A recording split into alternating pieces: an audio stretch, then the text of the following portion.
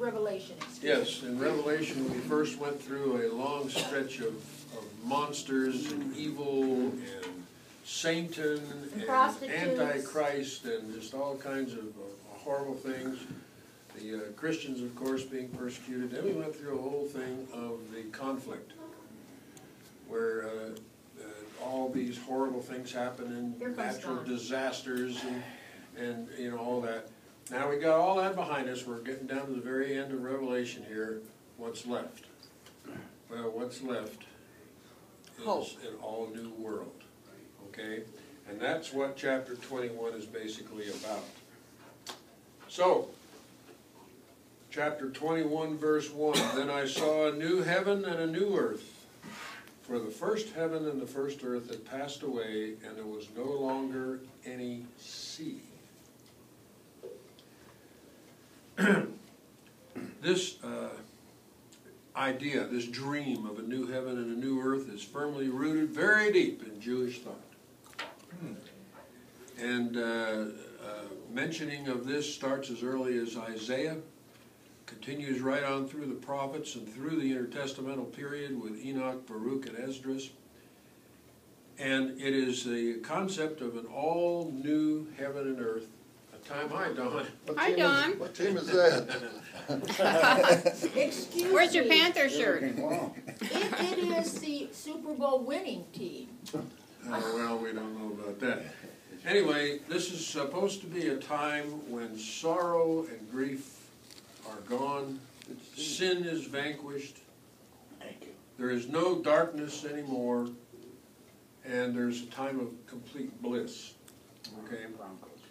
Now, there is one short comment in that verse that's very confusing.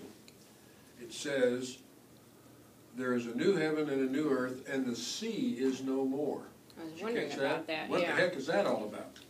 Well, this is a very famous quote from Revelation, really, and it deserves an explanation. First of all, the Babylonians saw Marduk, the god of creation, the god of all good things, in a huge war with Tiamat, who was the god of destruction and the god of evil. And Tiamat, the god of destruction and evil, dwelt in the sea.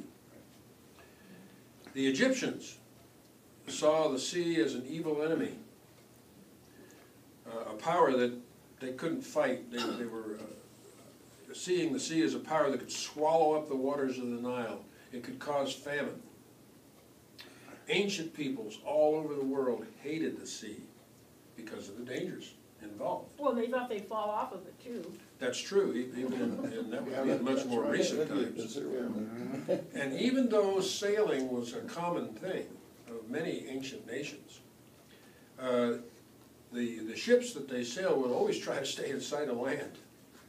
They would never try to leave far enough out to sea where the land would disappear. Otherwise, the dragon of chaos that lived in the sea would devour them. So, the drying up of the seas is symbolic as eliminating the forces of evil and the forces that are hostile to God. So there will be a new heaven and a new earth, and the dwelling place of evil, of the monsters, will be dried up, and they will be no more. Verse 2. Are we in fact in number 18 at the moment? 21. Oh, we're in 21? Yes. We're almost there. Yes. I saw the holy city, the new Jerusalem, coming down out of heaven from God, prepared as a bride, beautifully dressed for her husband.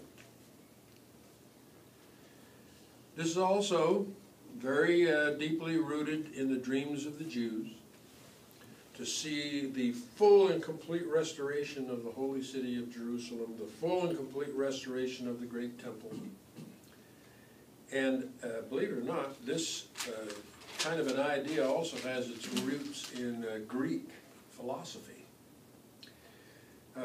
Probably most of you know this from some course you took in college or whatever. But in Greek philosophy, I forgot all that. there was an invisible world, And in this invisible world existed the perfect form of every idea and of everything in this world. There was a parallel world where everything was the perfect ideal. Okay? So, this kind of... linguistics concept about what words really are and what That's real right, things that's right. are. Very good. Yeah. See, he remembers. So this explains comments like the invisible will appear, the heavenly Jerusalem was created even before paradise and will come down. This whole thing has to do with perfection, the perfect ideal, the perfect place, the perfect life, the perfect world. And when you think about it, this isn't that far-fetched, really. I mean, we believe that God is the source of all perfect things, of all perfect ideals. And the ideal world could be achieved if it was done by God, if God came and created the ideal world. So it's not that far out of mind. In fact, there is a standing Jewish prayer that is still used in synagogues today. And to Jerusalem, thy city return with compassion, and dwell therein as thou hast promised, and rebuild her speedily in our days, a structure everlasting, and the throne of David speedily established there. Blessed art thou, O Lord, the builder of Jerusalem. That's a prayer they still pray today. So this whole idea of a New Jerusalem goes way back, has its roots way back. The prophets Isaiah, Ezekiel, Haggai all had their dreams of a New Jerusalem. They would describe a New Jerusalem where the streets were paved with gold, and it was built with precious stones and emeralds and, you know, all of this kind of thing. Well, it's on the skids right now. Yes, it certainly is. Well, it's not the first time it's been on the skids either. The Wailing Wall, mixed groups, men and women, will now be allowed to Uh-oh. play. And the conservatives, Women are going to be allowed at the Wailing Wall? Yeah.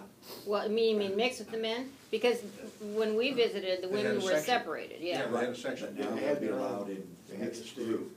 Right. And the Orthodox community, which controls the wall, are furious. Having a fit. But it appears to be being done to satisfy the American jewelry in order to maintain support in the U.S. Oh, boy. Congress. Oh, boy. Well, see, this was a typical thing in especially conservative Jewish synagogues. The men and women always sat separate. You didn't have congregations mixed together. The women sat in one area and the men in another. Well, Anyway, that was true. Is that true of the Quakers? Which one of those old Shakers, I think. Shakers separated men and women? And the Quakers may have done it as well. Yeah. the separation between men and women in the Shaker faith was so extreme that they ceased to exist. That's right, yeah. Yeah, but I don't know if that was it or not. Probably, though, they want the men and women, the men probably did this because the women would keep waking them up during the sermon. That's understandable. It was a good thing. Well, even when Jerusalem had been obliterated, which had occurred a number of times in history, they never lost faith that God would restore it somehow. And so the material descriptions of the New Jerusalem are really a symbol for God's faithful, believing that it will be restored to its full glory and it will be a place of bliss. So that's where this thinking comes from. Verses 3 and 4. And I heard a loud voice from the throne saying, now the dwelling of God is with men, and he will live with them. They will be his people, and God himself will be with them and be their God. He will wipe every tear from their eyes. There will be no more death or mourning or crying or pain, for the old order of things has passed away. The voice here is the voice of one of the angels of the presence. Remember who they are, right in the presence of God. The dwelling place is from the word skene, S-K-E-N-E, and it actually means tabernacle. Okay? God will make his tabernacle with man forever. Even his presence, even God's presence among men will be forever. And it turns out that word skene, S-K-E-N-E, is very close in sound to a Hebrew word, which I'm not sure I know how to pronounce, but it's Shekinah. And it means to be with man. Okay, so the symbol for Shekinah was a luminous cloud which came and went. In the new age it will be permanent. God's presence with mankind in the new world, the new existence, will be a permanent thing. This whole idea of God being with his people occurs throughout the Old Testament. You know, it's a constant thing. God is with us when it's foggy all the time. If I can find some of these references. I will make my abode among you, and I will walk among you, and will be your God, and you shall be my people. Leviticus. I will be their God, and they shall be my people. Jeremiah. My dwelling place shall be with them, and I will be their God, and they shall be my people. Ezekiel. So, with this golden age of intimate, permanent fellowship with God, wondrous things happen. Grief and sorrow are eradicated. Death no longer exists. And, of course, as Christians, we see this through the sacrifice of Christ. The vanquishing of death because of his sacrifice. So he goes on to say in verses 5 and 6, he who was seated on the throne said, I am making everything new. Then he said, write this down, for these words are trustworthy and true.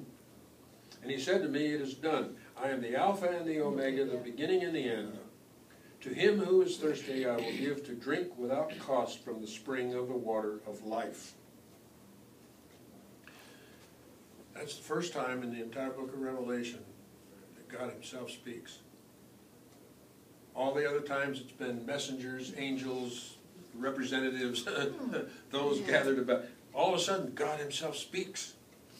Is that in the Bible? You have that in red. No, That's only Because the Jesus. one all the that I words of read- Christ are Yeah. highlighted in red. Well, in the book that I have, maybe I'm in the 22. There are printed words in red. In Revelation, Yes. well, that's interesting. I'd like to find out what the meaning of that is. Speaks to the Trinity, maybe? Oh, he's Yeah. done. Could you just hit the button and bring it out? Either that or some kind of a quote Yeah. from something Jesus said. I don't know. I'd like to find it. If you can find out what that Well, it's out in the back seat. let us know. Well, this saying, I am the Alpha and the Omega and everything, this originates with the ancient prophets. In Isaiah, for example, remember not former things and do not consider the things of old. Behold, I am doing a new thing. That comes from Isaiah. So.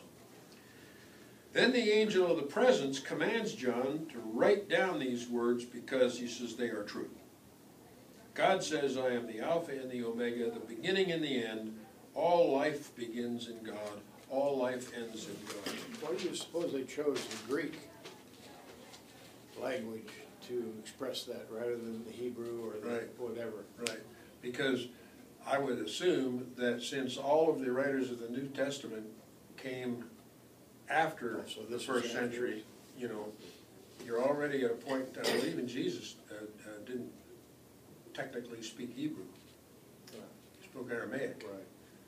And probably knew a good bit of Greek as well. Yeah, that Greek was was known the down in- official language, pretty much. Yeah.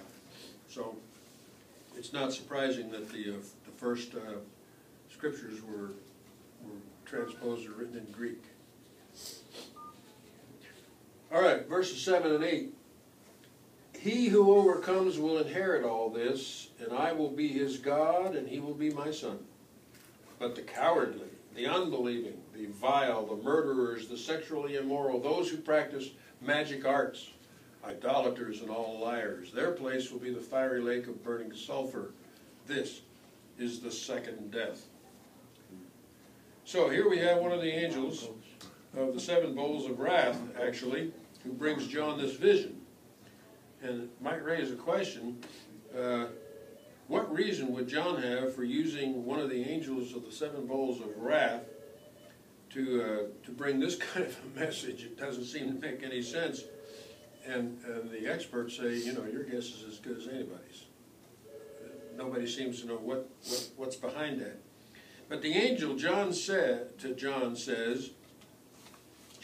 carries him away in the spirit to a high mountain. Does that sound like something Ezekiel experienced? Excuse me, the spirit carried him away to a high mountain.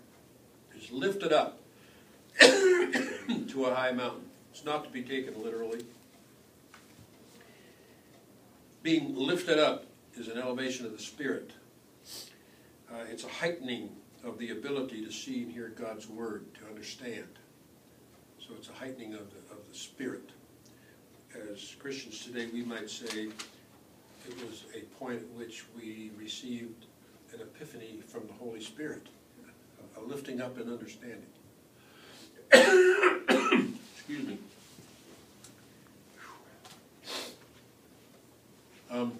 Don't anybody else leave, I'll be talking to myself here. I'm gonna give you some water. Verse 11.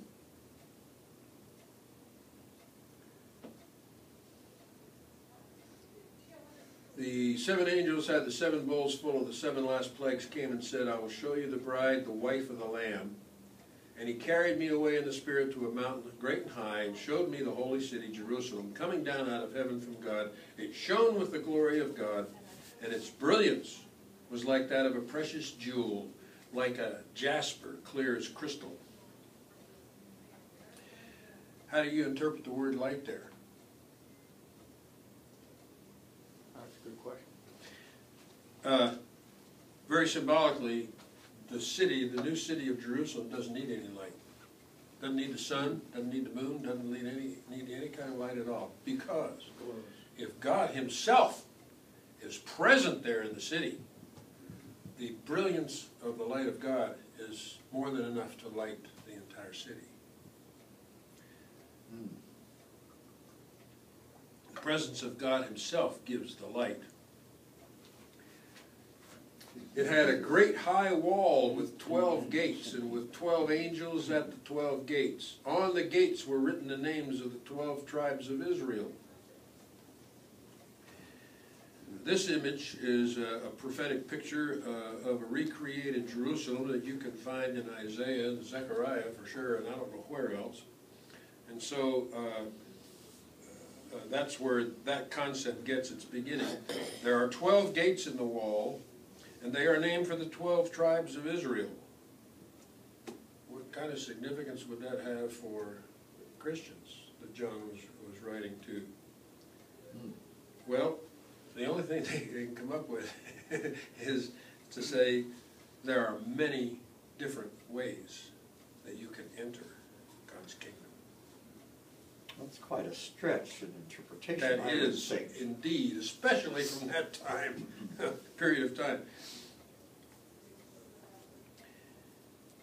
Okay. I think there were only 4 gates left in Jerusalem. Today? They walled off the rest of them. There were 3 gates on the east, 3 on the north, 3 on the south, and 3 on the west. The wall of the city had 12 foundations, and on them were the names of the 12 apostles of the Lamb. Who were included in those apostles? Was Paul there? The 12 Was disciples. Judas? The 12 disciples. Yeah. Disciples. 12 disciples. That's parallel. Now, here we have 3 gates on the north, south, east, and west. What could be the meaning behind that? And this is another one of those things where they're trying to define what the meaning could possibly be. I don't know if this is intended by John or not, but here's a very pleasant thought that's presented here.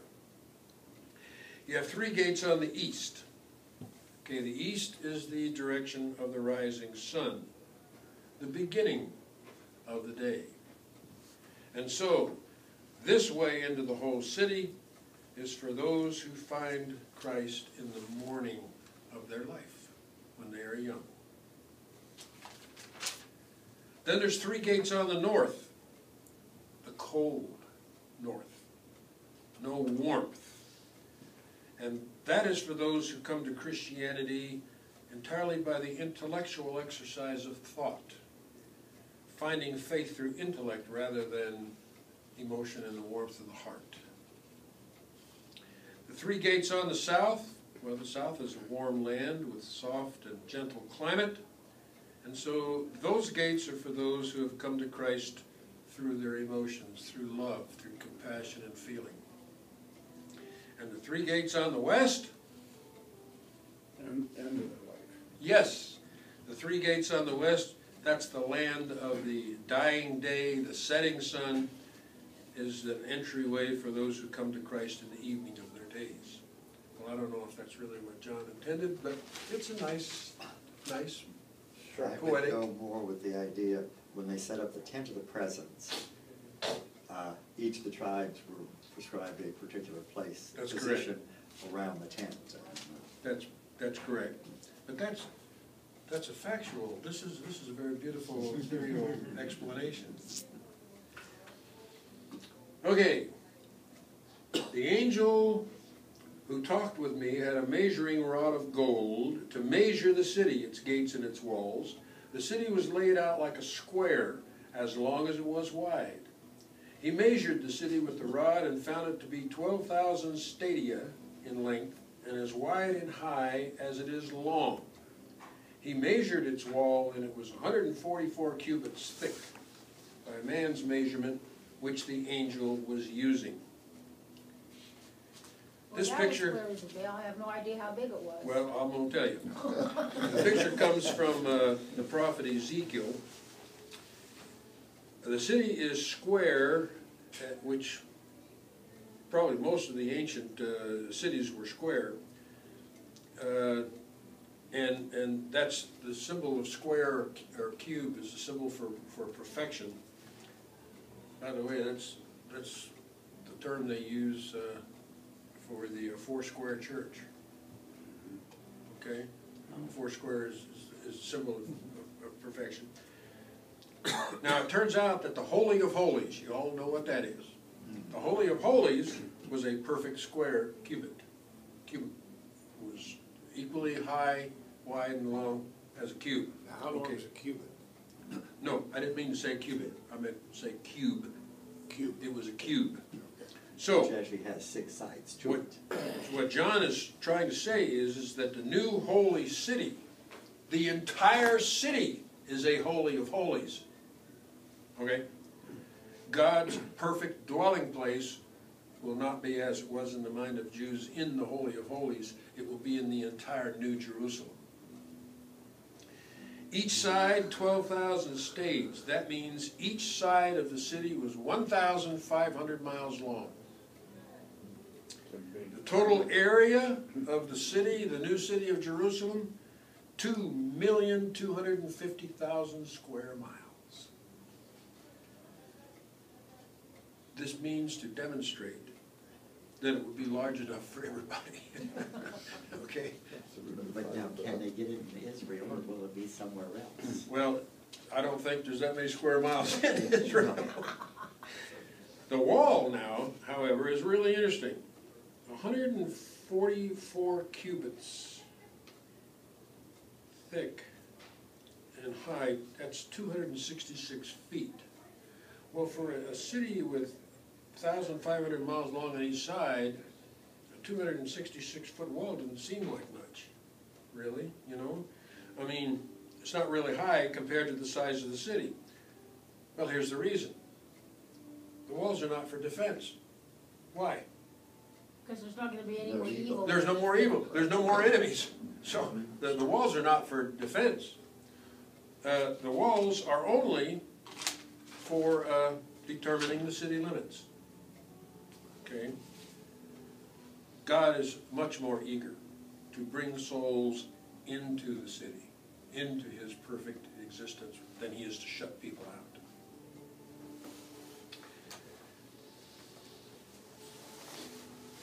The wall was made of jasper, and the city of pure gold, as pure as glass.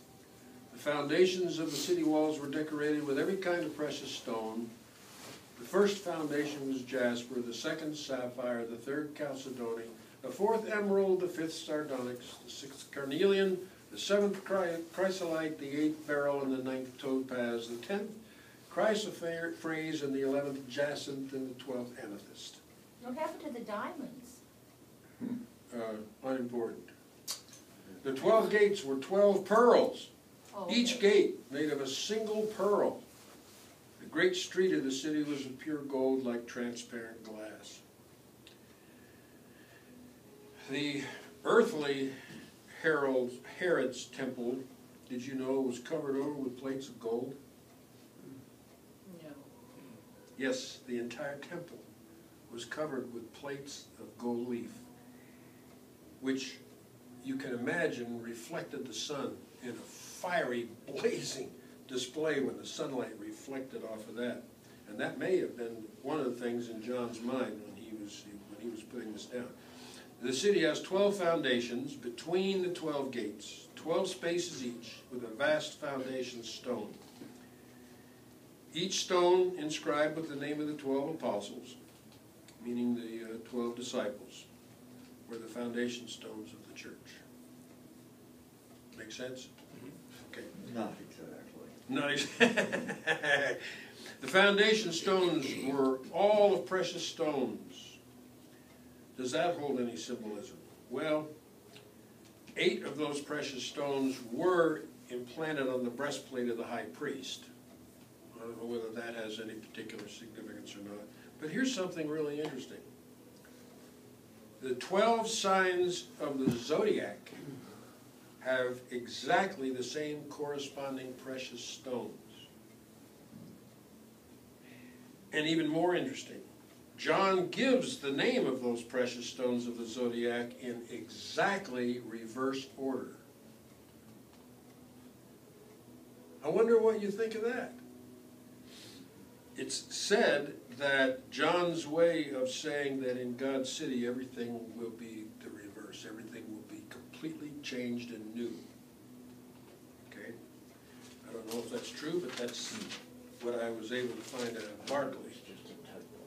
On top of all this, each of the 12 gates is made of one giant pearl.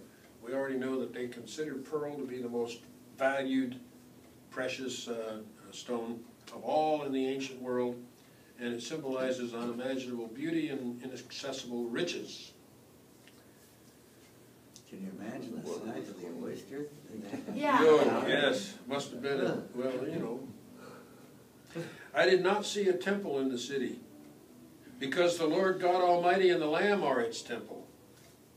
The city does not need the sun or the moon to shine on it, for the glory of God gives it light, and the Lamb is its lamp. The nations, well, I'll stop there. There's no temple in the city. Now, off the top, you would say, well, that's really weird. No temple, but as important as the temple always was to the Jews, I mean, it was their primary thing, right? There's no temple in this city. The reason? The entire city is the temple. Okay? As Christians, we draw a similar parallel. We say a building does not a church make. Okay? The presence of Christ is what makes a church. So any 2 or 3 gathering in the name of Jesus is the church. So I mean, it's not that alien of a concept as far as we're concerned as Christians. The holy city needs no form of light, because since God is in the city, He is the everlasting light. And when we see things in the light of God, we see things as they really are. The nations will walk by its light, and the kings of the earth will bring their splendor into it. On no day will its gates ever be shut, for there will be no night there. The glory and honor of the nations will be brought into it. Nothing impure will ever enter it, nor will anyone who does what is shameful or deceitful, but only those whose names are written in the Lamb's book of life. So here we're presented with kind of an interesting and conflicting picture. I think we all have a general idea of what the Jews' attitude was about Gentiles. Right? Okay. I have a quote here, might give you some idea.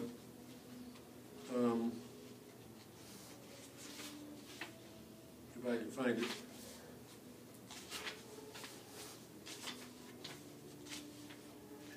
Here we go. Here's a famous Jewish saying. God created the Gentiles to be fuel for the fires of hell. Wow. And, you know, there was a strong strain of Jewish thinking that fully expected the annihilation of the Gentiles when the New Jerusalem came. But, on the other hand, here in verse 24 and 25 is a picture that is completely different. All the nations and peoples come before the God of the Jews, the Gentiles included. There's a time when all people will know and love God. A time when Israel has become a light unto the nations and has led all the people unto God. And there are, believe it or not, this concept that the Jews will be a light unto the world is an Old Testament theme that runs throughout the Old Testament over and over. Isaiah, Jeremiah, Daniel, Zephaniah, Zechariah, all of these will talk about that. To say nothing of the intertestamental period, believe it or not, you will find the same kind of reverences made to the Jews as the light of the world from Tobit, Enoch, the testaments of Levi, Naphtali, and Asher, the Sibylline oracles, and the Psalms of Solomon. It's a very, very common Jewish concept. John says there will be no night in the city of God. Some think for a minute how important that was to ancient peoples. You know, they didn't have electricity in those days. Nighttime was a bad time. Ancient people were almost without exception afraid of the dark. You know, you couldn't go out, you didn't have any way to see at night, you had to stay inside. And so this idea that there will no longer be any night was really a biggie to ancient peoples, more so than it would be, I think, to us. I find that pretty stressful, having a night. Beg your pardon? No, having no night. Yeah, I find would. it pretty stressful. It'd be hard to sleep, and maybe you don't need to sleep either. It's a place where God is as bright as the daytime. The Gentiles and their kings bring their gifts to God. And the entire chapter ends with this verse, which is a threat. Nothing impure will enter it, nor will anyone who does what is shameful or deceitful enter it, but only those who are written in the Lamb's book of life. Those people who refuse to set aside their evil ways are barred from God's city. It's not the repentant sinner who is barred. It is the defiant sinner who is barred from God's holy city. That's it. One chapter to go. Chapter 22. And we will try to get through that next week. And I will be very grateful. Thank you for I bearing with wish me. you a successful Sunday so you're strong for next week.